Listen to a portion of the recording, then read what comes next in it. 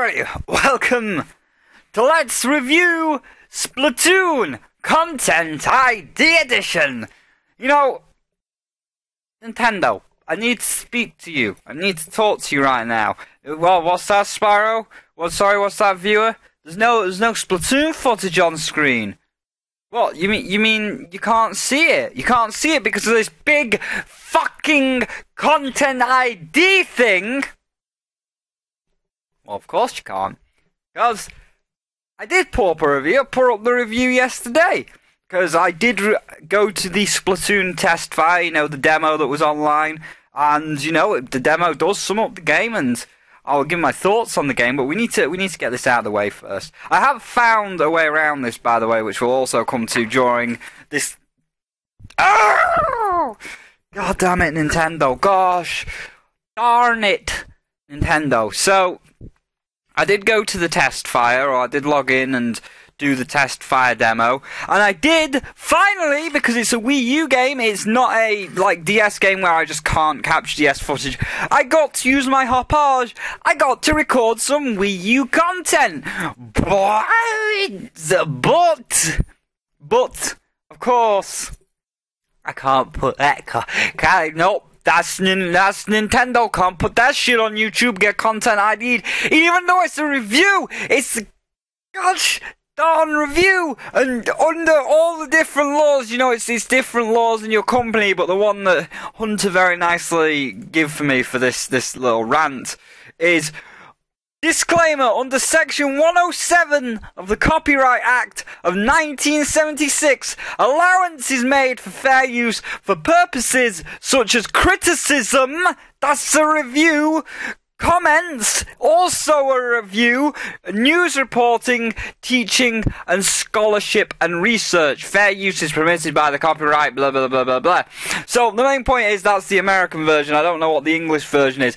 But it's fair use, Nintendo. I understand there's a partnership program, which we'll get to in a minute, but I understand there is a partnership program, but you can't content ID a review. The materials, and by the way, the review was under 5 minutes. Don't give me that shit, by the way, Nintendo, that, oh, well, you're only allowed to use 5 minutes of footage. I used 4 minutes and 42 seconds of footage. So I used less than your required amounts. Don't tell me that, Nintendo. I will point my pen at you. I've got a pen in my hand because... Oh, I need to waggle this pen at you. I feel like a teacher scolding Nintendo waggling the pen. So, yeah, there is no footage for a Nintendo review, because there's never going to... Well, there is going to be footage in the future, because I was told how to get around the Content ID system, which I will be doing, because fuck Nintendo. I don't give a shit if they want to try and push this partnership program. It's a review, the footage is fair use, and thankfully, I've been told how to get around the Content ID system to the point where, you know, like sometimes if you flip the video, I've just punched my mic, so angry I am! But yeah, you know, sometimes if you like flip the video so it's inverted and then you change the audio, the little robot doesn't sometimes understand it. It's like... My mic went off, but yeah, you know, sometimes the robot doesn't understand it and it's like, oh, well, the video's flipped, so I don't think it's the same content. Is it? Oh, I don't know. But apparently Nintendo has smartened up their robot, and it still carries over. Let me just put this on the floor because I'm getting a Skype message, and we'll get into the review. But yeah, the main point. Oh, Nintendo.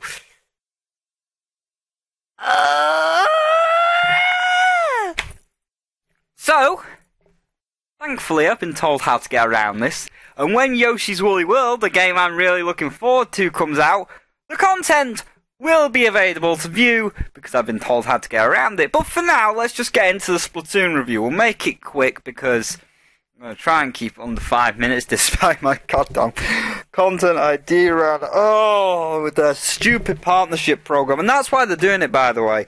They're doing it because it's like, well, it's a review, and it's fair use because it's for creative criticism. But he's not part of the Nintendo partnership program. They can't do that. And the partnership program's rubbish anyway. Well, we could have a whole rant on the partnership program and Nintendo Content ID and shit. let's just get into the Splatoon review, or the Splatoon test fire content ID edition. Because I can't show any pictures. Nintendo.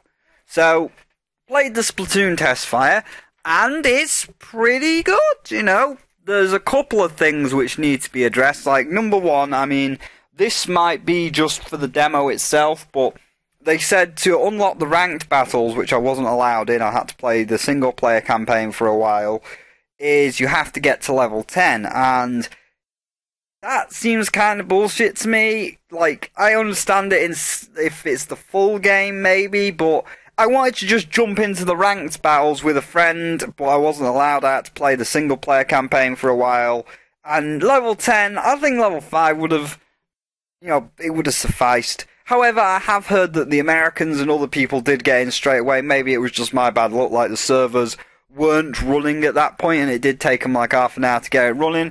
I don't know, but that's a little niggly nitpick. Some of the actual bigger concerns which do need to be addressed with Splatoon is, number one, is the online grouping. I despise how they are doing the online grouping. You can go watch the Nintendo Direct, and even the Nintendo Direct says, this is how we're going to do online grouping, and it's like, that is the most asinine, backwards way of online grouping ever. Because if you have yourself and a friend, i.e. myself and Aquariana, who I was trying to get in with, we want to join the same team. It's like, me and Aqua, we want to be both on the blue team, both join the same team, both kill the enemy.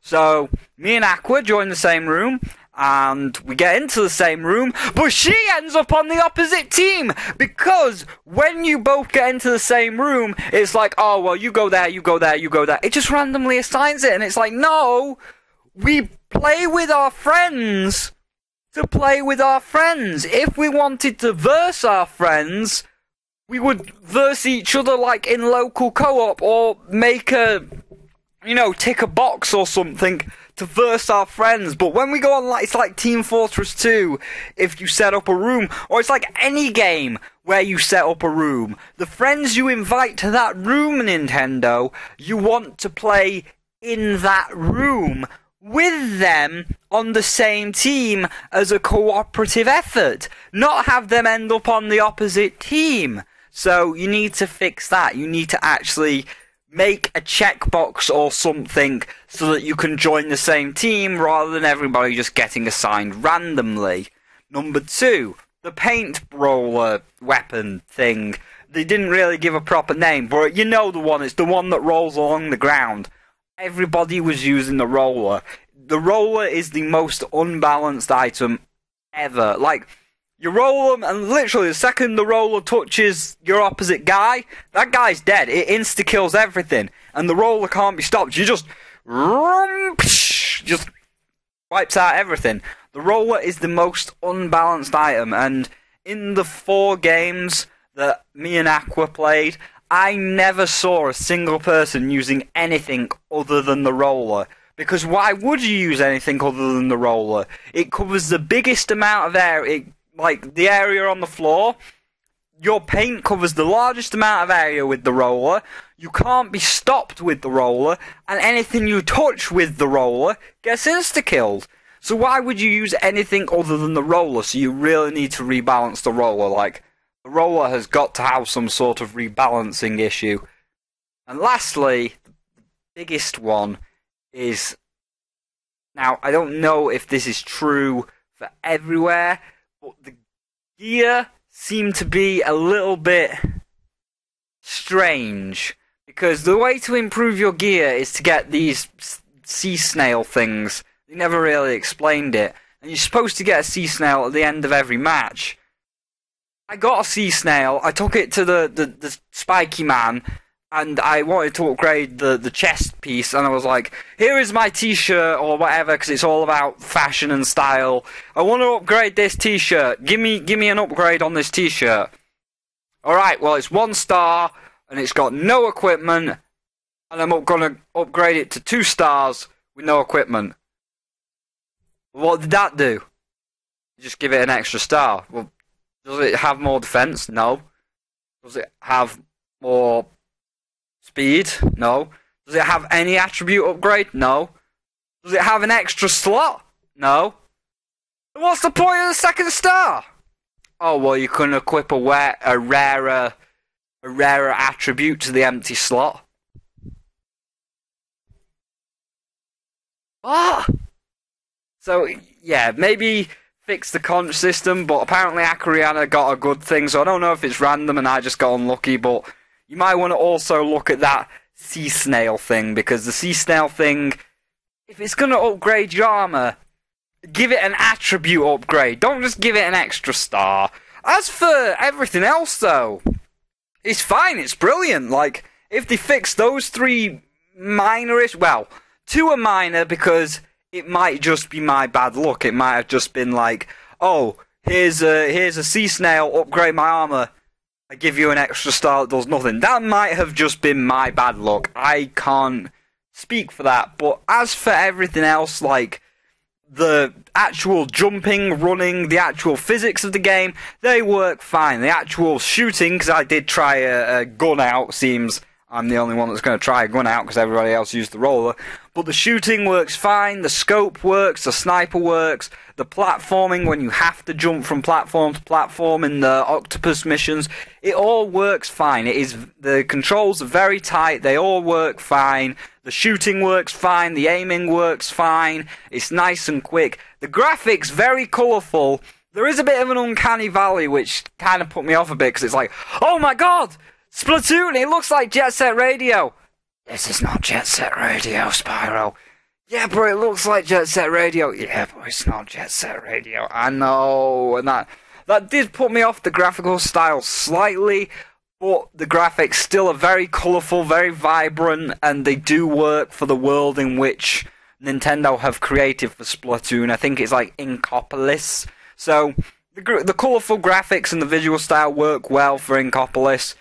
It's just got that placebo. If you've played Jet Set Radio, it's got that uncanny valley effect where it's like, it looks like Jet Set Radio, which is really good, but it's not Jet Set Radio. But aside from that, it's all fine. So, if we were going to score it, it's an average shooter, you know, I can't compare it. It's Team Fortress 2, it's Call of Duty, it's an average shooter. You've got a man, you run, you shoot the enemy, and you try and cover terrain. It's a basic shooter, so I can't really say anything. You know, the paint makes it a little bit more fun. It kind of makes me feel like I'm playing some super extreme paintball course. So that made it good. That made it a bit better. The graphics are good. There's a couple of bugs. So my final score for it is above average. It's a 4 out of 5, you know. I don't know if I'd buy it. I'd have to wait to see if some of the bugs, like the roller, gets rebalanced. And, you know, why would I buy Splatoon when I've got Team Fortress 2 on the PC? And Team Fortress 2 is free, and Splatoon is $60. It's like, the price is a little bit inconsistent for what you're being offered. You know, you're being offered basically Team Fortress 2 for $60. And Team Fortress 2 is free, so it's like, it's a good game, and I'd probably buy it, and I'd probably recommend everybody to buy it. I'd give it a 4 out of 5, but wait for it to drop down in price just a little bit. But then I have to knock off all 5 points and take it to -3, because Nintendo Content ID'd me, so you haven't been able to see a picture. So, there you go.